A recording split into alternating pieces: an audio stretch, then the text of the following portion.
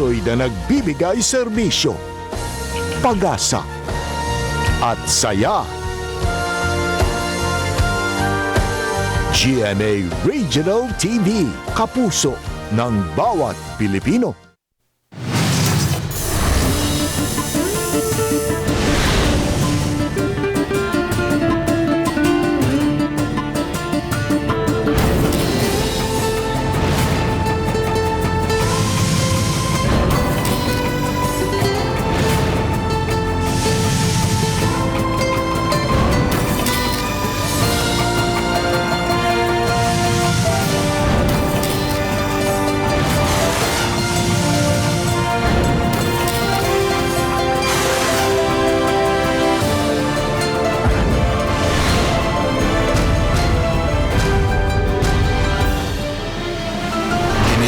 GMA Regional TV, Balitang Bisdak.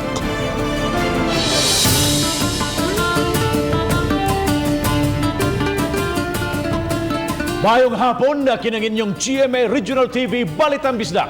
Ang bugtong kasaligan, kasandigan o kanangpan sa mga Bisaya. Ako si Bobby Nalsar. Nga maghatod sa labing dako ug mga nagunang balita nga mahinungdano sa Central ug Eastern Visayas. Ako si Alan Domingo. Ako si Cecil Kibod Castro, live sa GMA Complex sa Dakbayan sa Cebu. Miomol og Committee of Three ang Cebu City Hall nga mo'y tahasan pagsusi sa init nga panaglalis tali sa fruit vendor o operatiba sa probe. Ang maong panaglalis misangkot sa pagkakayang sa panindang prutas sa vendor. Ang insidente nakuhaan og video nga maoy nag-viral karon sa social media. Ania ang report.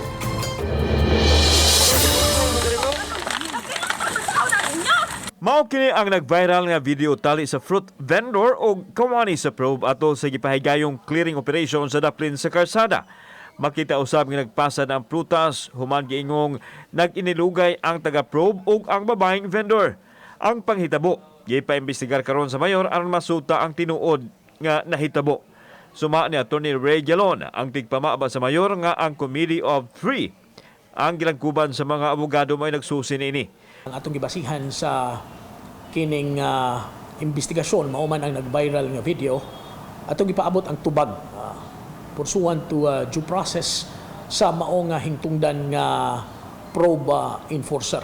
Unang ipadayag sa vendor nga si Soledad Cordova nga gipanalipdan ng niyang masakmit ang iyahang paninda tungod kay katapusan na niya kining puhunan ug wa na gyud siya panginabuhian nunod sa nasinating pandemya. Apan may sumbalik usab ang sakop sa probe nga si Marvin Labajo nga ang vendor maoy nagyabo sa iyang baligya. Gidugang nini nga nagtuman na siya sa iyang trabaho. Apan gipadayag ni Galon nga gusto mahitabo ni Mayor Labella nga ipatigbabaw una karong panahon na ang humanitarian consideration ilabi na nga nanginabuhi ang mga tao taliwa sa kalisdanan. Na sila kadong akong giingon sunahan nga na sila version nga gisita nila o niya nagkisi-kisi nga gisita ingon ana but it begs the question, does it call for that kind of forceful apprehension nga nangyabo na ng mansanas da nangahug na dito sa gutter ingana ba talk about humanitarian reasons gani. Kauban si Marlon Melgaso, ako si Alan Domingo. Balitang Bisdak. Landslide na hitabo sa barangay Manipis, Dakbayan sa Talisay. Tungod nini gidid-an una ang mga bikers o mga tao nga gustong musuroy sa mong dapit karong weekend.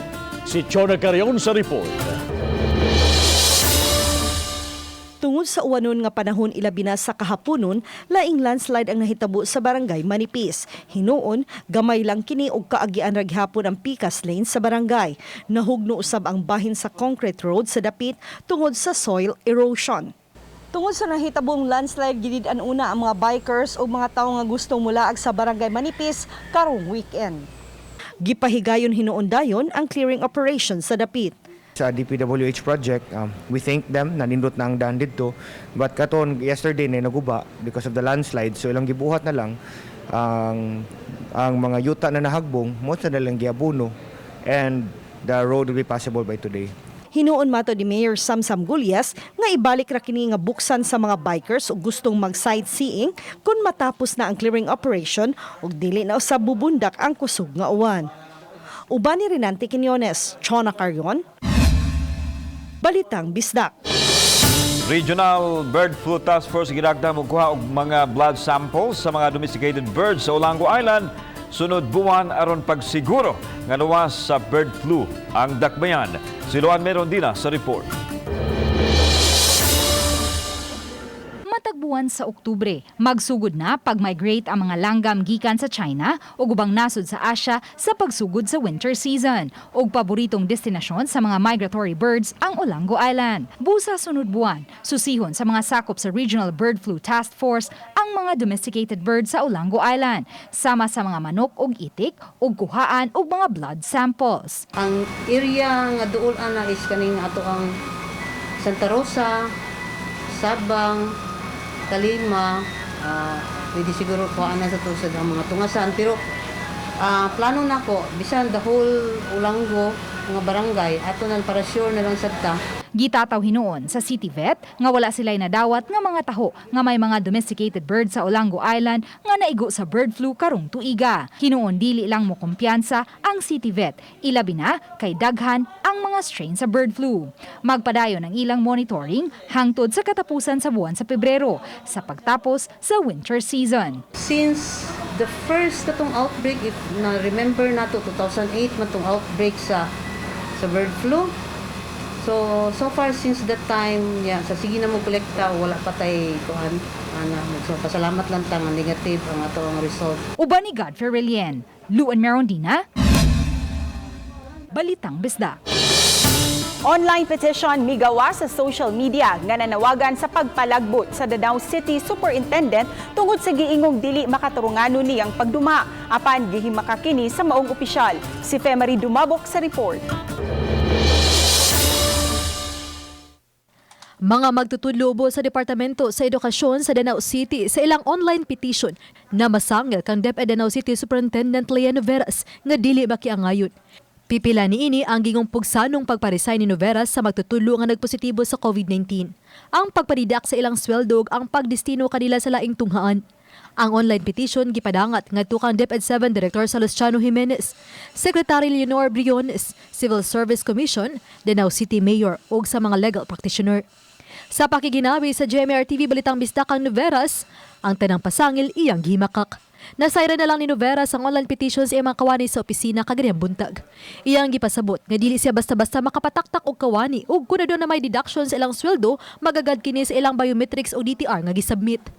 Wa usay nagpositibo sa COVID-19 nga kawani sa DepEd sa Danao nga gipugos niya pagparesign. Kay matud pa wa siya gahom niini. Ang ugat ra gyud ani niya magpe is that we have returned the junior high school teachers to their plantilla.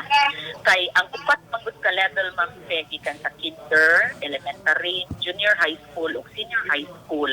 Katirag yung junior high school ma'am ang station specific ang ilang plantilla. Dugang ni Noveras nga daghang prinsipal nga mihangyo kaniya nga dugang nga matutudlo tungod kay nagkuwang. Subay usab sa evaluation na dunay mga tunghaan nga gasugwak ang mga magtutudlo. Always yun akong hangyo nila ma'am no nga unta huna-hunaon na to nga atong gipanumpaan nga panerbisyo sa gobyerno nga public welfare first before our own. Anda matubangon ni Noveras ang unsa may reklamo batok kaniya. Samtang gipasabot ni Dr. Salustiano Jimenez ang DepEd 7 Regional Director nga formal lang silang makasugod sa investigasyon kung adunay madawat nga kopya sa reklamo. Kung mga teachers, I hope it shouldn't be online. They're supposed to submit it kay og online good mahok mo siya say. So how could we go on investigate? Oba ni Cleofer Lumayag, ako si Femari Dumabok. Balitang Bisdak.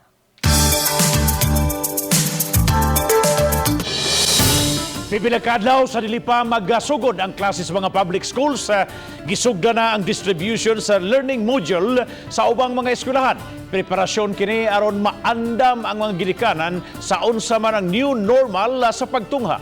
Ang detalye pinaagi sa live report ni Nico Serino. Nico?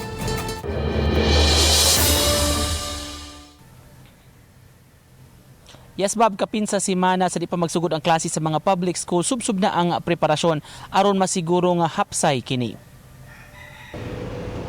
Gischedule karong adlaw ang dry run sa distribution sa learning module sa Tabuk National High School. Sa gate pa lang, sugato na ang mga ginikanan sa gwardya nga mokuha sa ilang temperatura. Higpit ang health protocol kundiin gi-require sila sa pagpanghunaw daan. Pagkahuman, giauhag ang mga parents pag-fill up sa information sa ilang anak magsilbi sab nga claim stub.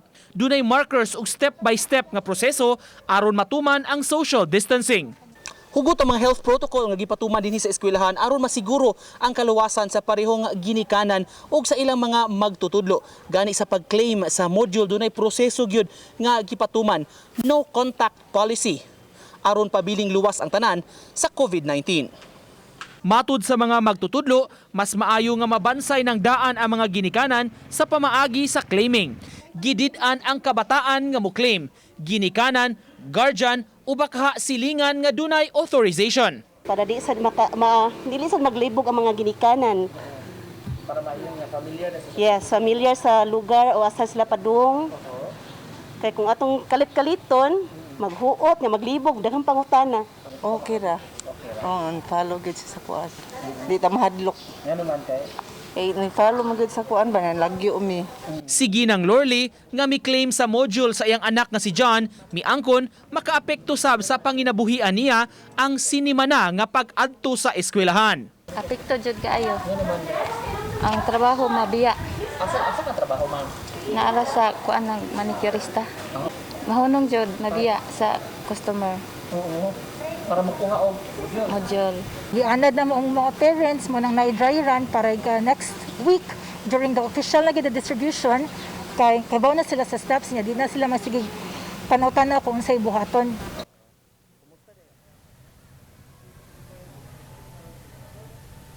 Depende sa eskwelahan babansagad sa mga tunghaan sa Mandawi City, mi-schedule sa Oktubre 1 ug 2 nga maoy distribution gyud sa unang semana sa mga learning modules nga moy gamiton sa mga estudyante. Bob?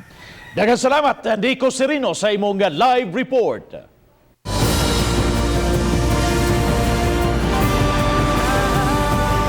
Kini ang GMA Regional TV Balitang Bisdak.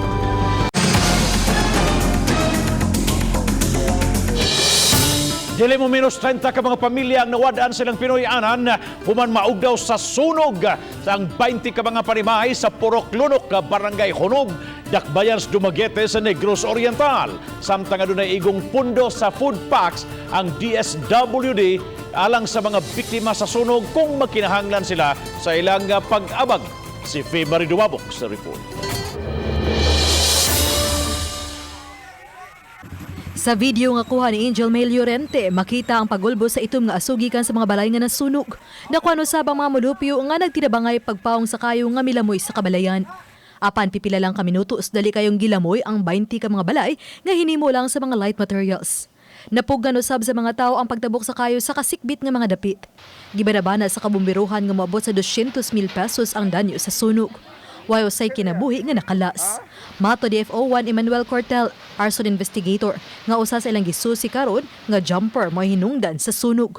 Apan matod ni Purok Lunoy Chairman Franklin Tanilon nga way migamit og jumper sa ilang dapit. Source or cause ng sunog pero ang na-determine natin is ang origin ng sunog. Kalitra man og gulbo.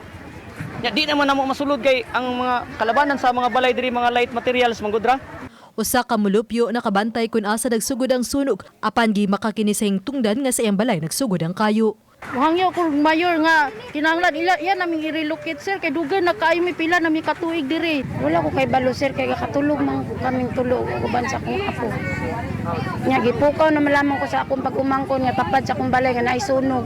Ang 30 ka pamilya kabahin sa kapin sa usa ka gatos ka biktima sa bagyong Sendong nga nagpaabot pang mabalhin sa relocation site nga gisaad kanila sa kagamhanan. Samtang andam ang DSWD-7 nga muabag silang rehabilitation apan gikinahanglan ang proposal nga magikan sa Dakbayan sa Dumaguete. Mangayo sila og atop sa kulin mo nang inikwanta sa atong barangay treasurer nga mo purchase og duha ka rolyo nga sa kulin og PC para mag-initial sila og dili man sila mo agto dito sa atong kuan. Evacuation center. Padala og request niya ang kuan ana kay ilista ba dapat pagsabit mo na sa og list kung kinsa ilang hatagan. So naaraman tay may kuan, naman mi warehouse sa kuan, kung mag-request sila, naman mi SWAT office sa Negros. Oba ni Rod Prado. Ako si Famary Dumabok. Balitang Bisdak.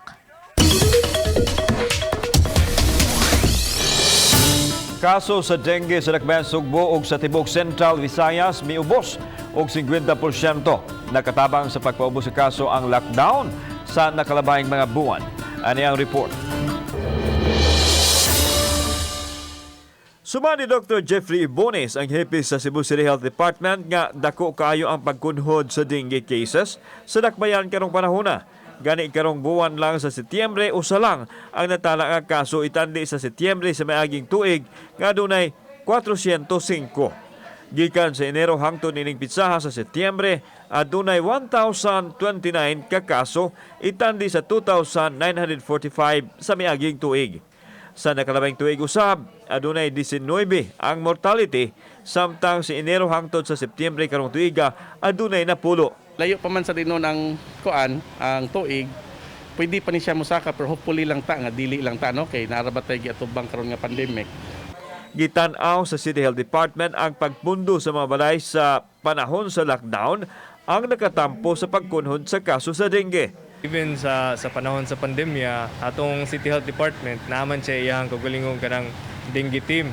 So kaning dengue team nagalihok gyapon ni sa kapanahonan sa pandemya to survey gihapon sa palibot unya to implement gihapon ni kani atong 4S kani mga search and destroy nga activities nato.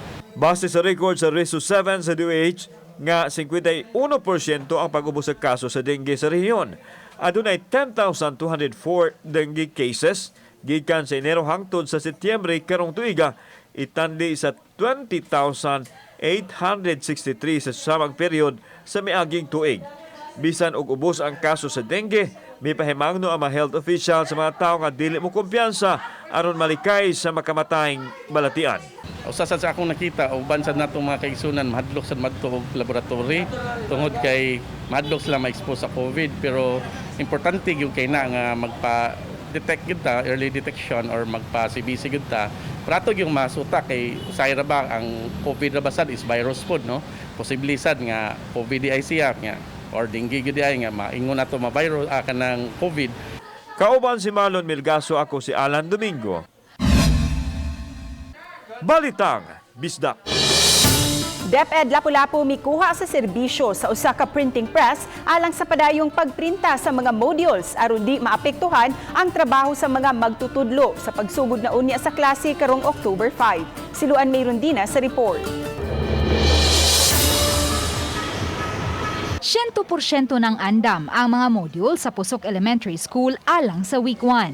Samtang ug mga adlaw na usab mahuman og printa ang tanan nila mga module sa week 2. Padayon usab ang webinar sa mga teachers sa kindergarten. So, ingnon ta, ready na gyud ang Pusok Elementary School comes October 5, 2020, opening of the school year. Mato ni Assistant Schools Division Superintendent Marcelita Dignos nga nagsunod-sunod og abot ang mga abag nga ilang nadawat alang sa supply sa mga bond papers ug printing machines. Gawa sa abag sa lokal nga kagamhanan, midunar usab og dugang 1,000 reams sa bond paper ug 5 ka mga risograph machines. Si Kongresista Paz Radaza, apan kay usa ka semana na lang magsugod na ang klase. Hinungdan nga gitap nila ang serbisyo sa usa ka printing press aron mo'y mupadayon sa pagprinta sa dugang mga modules nga gamiton sa week 3.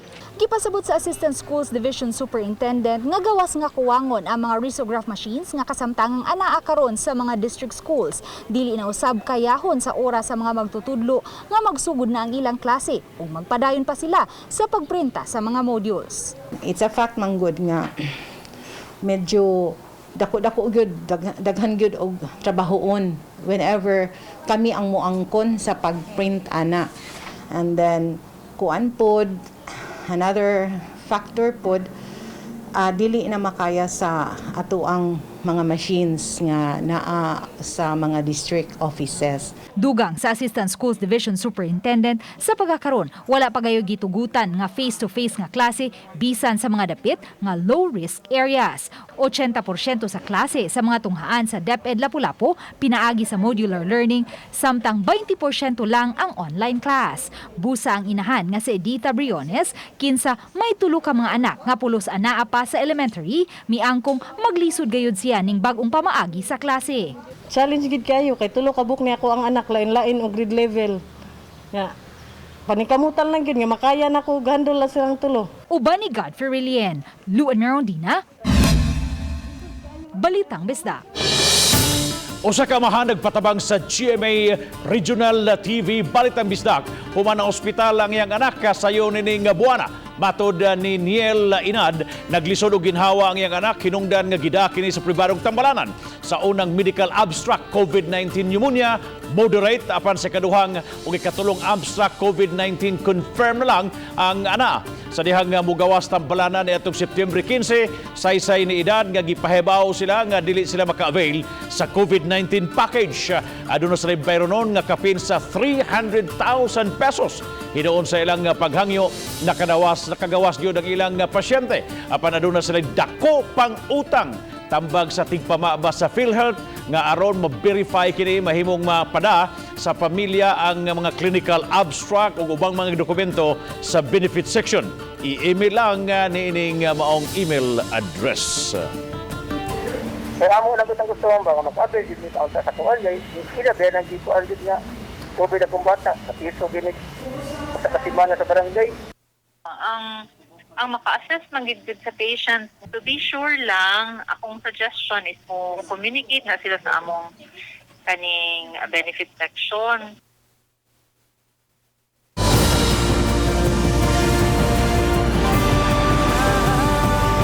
Kini ang GMA Regional TV Balitang Bisdak.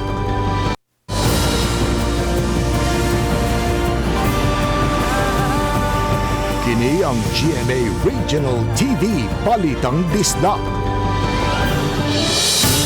Extended ang pagdawat o application sa mga gustong motrabaho isip COVID-19 na contact tracer sa Mandawi City. Gipahibaw karon sa Mandawi City Hall o sa DILG nga ginugwayan nila ang deadline alang nini. Hangtod ugmang adlaw mudawat og mga application ang DILG Mandawi City Office. Ang hiring sa mga contact tracers gihimo sa mga DILG offices sa tibuok nasod aron pagsuporta sa gigusgang kampanya kontra COVID-19 sa komunidad. Gipunduhan kini pinaagi sa bayanihan to law, mapaubos sa contract of service sa sud sa upat ka buwan ang mahire nga contact tracers nga makadawat og binuan nga sweldo nga 18,784 pesos. Bike lane sa dakbayan sa Sugbo gisugdan na sa paghimo. Gisugdan kini sa Don Virama nga gipintalan og green ug ipadayon sa kadalanan sa dakbayan. Gitumong kini alang sa mas luwas nga pagbiyahe sa mga tawo nga gagamit og bike sa adlaw-adlaw nga pag-adto sa trabaho uli o padulong pauli. Samtang mipahimangno ang City Hall sa ubang mga motorista nga muokupar sa bike lane nga dakpon gawas lang kung mo pakanaog o baka mo pasakay og mga pasahero. Gituyo nga dili lang taphaw o kining basta lang nga muagi ta og mga bike lane sa paghihimo ni nga usa ka scientific, systematic, accessible nga bike lanes nga mo encompass gyud abot pasabot mulukop gyud sa tibuok ka dakbayan sa Sugbo. Gamit kayo ang silhiglanot sa pagpanglimpyo apan apektado kayo ang mga tao nga nanginabuhi isip tighimo gamit tawag sa ilang trabaho nga labalanot. Sayra nato kung giunsa nila sa pagsugakod sa krisis mugna ning pandemya. Ania ang report. Dinhi sa Barangay Paknaan nahimutang ang halapad nga luwang sa dagat nga susama sa fish pond apan inay isda mga pinutol nga palwa sa buli ang gipanghumol. Kini ang proseso sa pagpalata sa materyales sulod sa 30 ka adlaw aron maggamit sa paghimo og silhiglanot. Sa itom og baho nga tubig tungod sa hinumulan nga buli nga maoy ilang palupaluhon sama sa naglaba aron magkuha ang lanot sa buli. Matod ni Jose Elvis Inisito nga apektado ang ilang panginabuhi sukad nag-lockdown kay dili naman makasulod ang ilang mga suki o maglisod usab sila sa paggawas. Apan wa sila mawad ing paglaom hangtod nga nakalabang sila sa kalisdanan, determinasyon ug ang padayon nga paglaom ang ilahang gihuptan. Apektahan gyud sir kay hinay kay palit sa lanot ang diri kay ugngan man ako gud ang manglabaw og lanot gud kay muhuman man sila tag 50. Tag 50 30 nya muhuman man sila ro tag 20 na lang. 20 niya ang suhol sa kadabangan inana tag 10. Si Manang Filipa miangkon nga nag-aginod ang ilang panginabuhi tungod sa kabarato sa presyo sa silhig. Apan wa say mahimo sanglit ang ubang mga mangangkatay sa ilahang silhig, naglisod man usab busa napugos siya sa paghatag sa naandan nga presyo. Muna sad sir oy, mubangon og kadlawon. O taon na akong gipa-eskwela sa akong mga anak. Ang mga silhig nga nahimo sa labas sa lanot gidisplay na usab sa mga tindahan sa daplin sa karsada sa barangay Paknaan. Sama sa silhig, inanay nilang mahawanan ang masagbot nga nag-ali sa ilang agianan alang sa gitinguha nilang maayo nga pagkabutang. Kauban si John Solon, ako si Alan Domingo. Balitang Bisdak.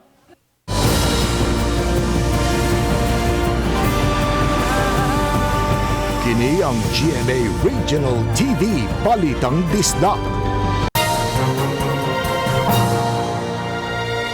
Maayong adlaw mo kini ato ang latest weather update karong adlawng Huwebes, September 24, 2020. Ang low pressure area nga ato ang gibantayan ana sa gilayon nga 655 kilometers silangan nga bahin sa Infanta, Quezon. Ang maong LPA ubos ang kahigayunan nga mamahimo kining usa ka bagyo. Samtang hanging habagat kung southwest monsoon mo'y nag-apekto karon sa tibuok Kabisayaan, sa Palawan ug sa Mindanao. Og sa tuang forecast karong mosunod na 24 oras ang Metro Cebu apil na gayud ang kitibuk-ang bahin sa Kabisayaan makasinati sa init nga panahon apan dun naghihapoy mga panagsang pagkamapanganuron ngadto sa madag-umon na kalangitan inubanan sa mga lumalabay ug patak-patak na mga pag-ulan ug mga pagpanugdog ug kilat tungod sa localized nga thunderstorms ug sa hanging habagat. Samtang ang probinsya sa Palawan apil na ang Kalayaan Islands ug ang Occidental Mindoro makasinati sa pagkamapanganuron ngadto na gyud sa madag-umon na kalangitan ug dunay mga pag-ulan ug mga pagpanugdog ug kilat tungod sa epekto sa hanging habagat. Padayon kitang maga-monitor sa tuang thunderstorm advisories nga i-issue sa buhatan. Ato ang adlaw mosalop alas 5:39 sa hapon, musilang ugma alas 5:33 sa buntag. Para sa dugang update, bisitaha mo ang website bagongdatpagasa.dost.gov.ph ingon man amo ang mga social media accounts. Dinhi na lang kutob gikan diri sa Mactan sa buhatan sa Pag-asa Visayas DOST kini si Mio Aguirre og maayong adlaw. Oyon man nga siradaan ang mga samang sa pag-obserbar sa adlaw sa mga santos o kalag-kalag apan Arsobispo sa Sugbo may hangyo sa kagamhanan nga tugutan lang ang mga kaparian uban sa mga akolito nga makasud sa mga samang atol ni baong mga adlaw aron mo sa ulog sa santos nga misa. Ang report ni Fee Marie Tumabok.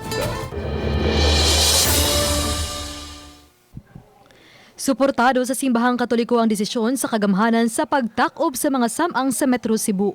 Sugod Oktubre 30 hangtod na sa Nobyembre 3. Gani miawag si Arsobispo si Palma sa mga manimbahay nga mohalad og mga pag-ampo ug motambong sa Santos nga misa nga sa ulugon sa mga simbahan atol sa mga adlaw. Apan atol sa Santos nga misa sa kapistahan sa parokya ni Santo Tomas de Villanueva sa Danau City. Iyang gipahibaw nga may hangyo siya sa mayor sa Dakbayan sa Sugbo. Usa niini nga tugutan ng mga pari uban sa mga akuleto nga makasaulog sa Santos nga misa ug makabindisyon sa mga lubong atol sa adlaw sa mga santos ug mga kalag sud sa sementeryo. Naghangyo mi depende sa civil authorities. Pero like sa Cebu City, I talk with the mayor. Ingon namon, Mayor, kung mutugot ikaw adlaw sa mga patay, pari lang og akulito. Pari lang og akulito, wala og mga tawo. Ang makasuod pari ra o duha siguro ka sa Kristan. Well, it's worth to be considering, no? Na atusod sa sementeryo pero online. Sa pizza dose ra gyud. Samtang sa lain bahin, gipaybaw ni Palma nga giuswag ang pagbukas sa quincentennial celebration. Nadesisyonan kini nga himuon ang opening ceremony sa Abril 4 na, isip paghandom sa kasaulugan sa unang misa. Matag parokya usab sa Archdiocese of Cebu, mosaulog sa Jubilee of the Parish. Matag sa ulog nila sa ilang kapistahan sa kada parokya sa sunod tuig. We look forward to next year. O kung wa pa unta kining COVID, medyo intense ng atong preparation. O gunta ang bulan sa Marso-Abril, mo'y culmination, climax sa 5th centenary. Tungod sa COVID, Abril, dili na climax, pero opening. Oba ni Cleofer Lumayag, ako si Family Dumabok. Balitang Bisdak. Pulos ng negatibo sa drug test ang mga opisyal sa Barangay Santa Rosa Dakbayan sa Lapu-Lapu ug ang masakop sa Anti-Drug Abuse Council sa Rasoing Barangay sa gipahigayong kinalit nga drug test sa miaging adlaw.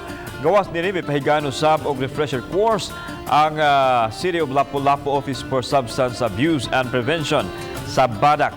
Mato ni Garilao, Pangulo sa Silusap, base usab sa ilang re-evaluation complaint ang Badak sa Barangay Santa Rosa apan gikinahanglan lang nga mas aktibo pa. Ang lokal nga kabhanan sa Dakbayan sa Lapu-Lapu una nang miapod-apod og 50,000 pesos sa matag barangay isip abag sa ilang mga kalihukan sa Barangay Anti-Drug Abuse Council. Sa pikas bahin, pulos usab nagnegatibo sa drug test ang 140 kamasakop sa CDMS.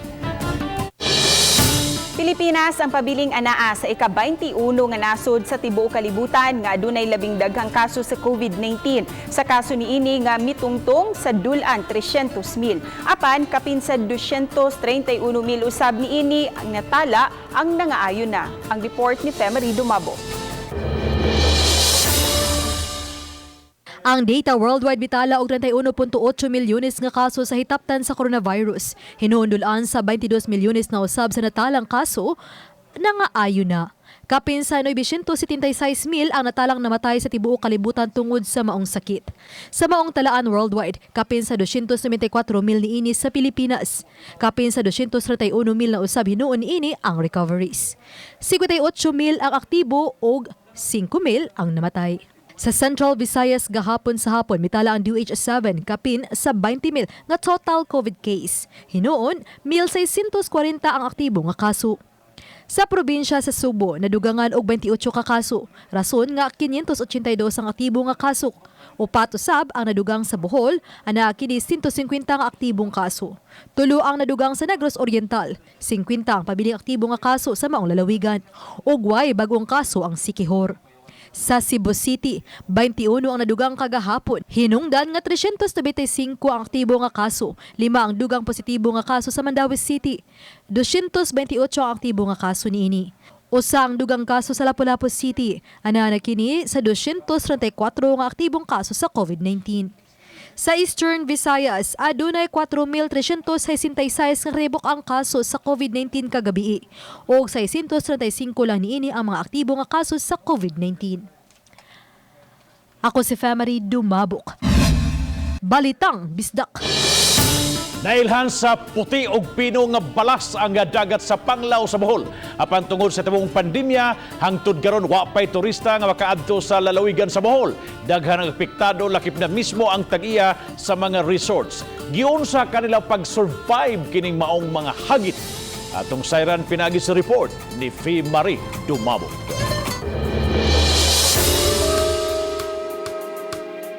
Kakugi, pagpadayon, diskarte. Kini ang gihimong gabayan sa usa ka resort owner sa Panglao, Bohol, human gisirada ng mga resort sud sa unong kabuwan tungod sa coronavirus pandemic. Mong naunaan ni Richel Valiente nga magnegosyo og lamian nga sushi bake, usa ka Japanese food nga misikat karong panahon sa pandemya. Our ingredients for our sushis are we have furikake, we have crab stick, seaweeds, mayo, cheese, salmon, scallops, sesame seeds, and tuna. Unya anda mo ng usa ka bowl sa kananan, butangan kini og rice vinegar ug sesame oil. So this is our salmon sushi bake. We have to bake it for 5 minutes to melt the cheese. Nigawas ang hilig ni Richel sa pagluto kay wa naman siya laing mahimo. Humanihunong operasyon sa resort ug sa paningkamot nga doon na sabsiyay kita. Ug ang iyang imbensyon na himong kinaham sa mga bulanon. I find this very yummy, nutritious, and delicious. And I love it. If you are hungry and you want to find a complete meal, so this is the yummiest sushi bake in Bohol. It feels and it tastes so good. Sa karon nga pandemya, dapat yun kita natay initiative, di tawo paluya-luya, o naatay ang atong pagsalig sa Ginoo. Ang kinabuhi sama sa dagat, usahay hilom, kasagaran linaw. Unya adunay panahon nga bawd. Apan kinahanglan nga magpadayon gihapon sama sa atong kinabuhi. Uban ni Rod Prado, ako si Famary Dumabo. Balitang Bisdak. Mga kapuso, inyong makita kining mong episode sa official website sa GMA Regional TV sa www.gmaregionaltv.com. Bisitaha usab ang atong official YouTube channel GMA Regional TV ug i-click ang subscribe button alang sa mga init ug nagunang mga balita ug kasayuran gikan dinhi sa mga rehiyon. Daghang salamat sa mga kapuso nato apilang na sa gawas sa nasod nga nakisayon sa mga dagko ug mga nagunang balita sa rehiyon. Ako si Alan Domingo. Ug gikan namong tanan dinhi sa Central ug Eastern Visayas, ako si Cecil Kibon Castro. Ang inyong balita, ang among balita kay matag lokal nga balita mahinugdan. Kinang inyong GMA Regional TV Balitang Bisdak. Buong puso para sa Pilipino. Ako si Bobby Nalsaro ug 92 ka adlaw na lang. Pasko na. Mayong hapon mga kapuso.